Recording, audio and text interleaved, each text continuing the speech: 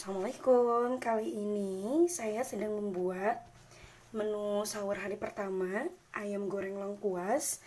Pertama-tama ayam sudah dicuci bersih, dibagi jadi sekian potong, kemudian diberi jeruk limau supaya hilang baunya, diberi 1 sendok makan garam, 1 sendok gula, 1,5 sendok garam, kemudian 5 lembar lengkuas, 2 serai.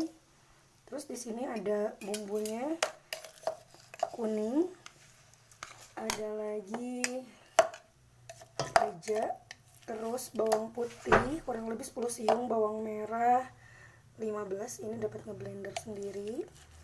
Ada lagi ditambah tadi ketumbar ya, bumbunya kayak gini, aduk-aduk. Nah ini nanti ayamnya tuh nanti bakal ada bubuk-bubuknya pokoknya.